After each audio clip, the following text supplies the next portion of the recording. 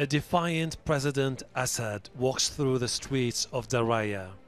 This neighborhood on the outskirts of Damascus was a rebel stronghold. Now it's been retaken by the army. Over the last few weeks, the government managed to force rebels out of many areas. The rebels and their families were asked to leave or face starvation. The UN has criticized President Assad for using siege tactics to force the rebels into submission, which is allowing his forces to gain more ground. My message is not directed to the Syrian people because we are one.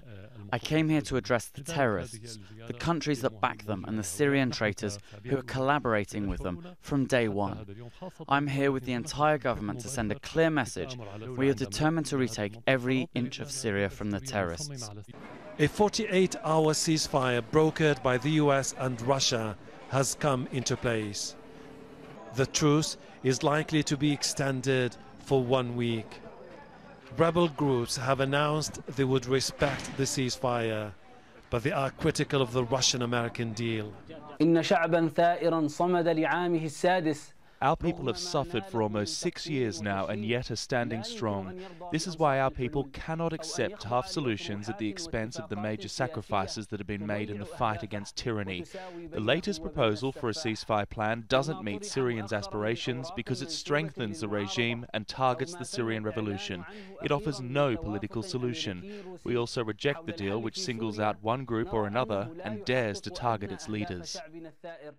The opposition believes the deal doesn't offer any way out of the crisis in Syria, adding it plays into the hands of Assad. This is Aleppo a few hours before the deal came into effect.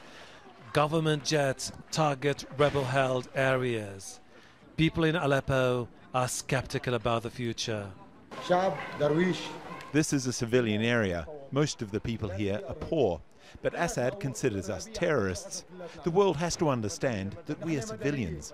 The UN hopes to be able to deliver aid to besieged areas, mainly in Aleppo, around Damascus and Homs. But it warns the operation will be halted immediately if fighting resumes.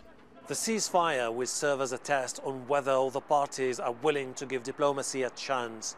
But the opposition is pessimistic about the US-Russian push to mediate an agreement between the rebels and the government. Hashem Ahelbarra, Al Jazeera, Gaziantep.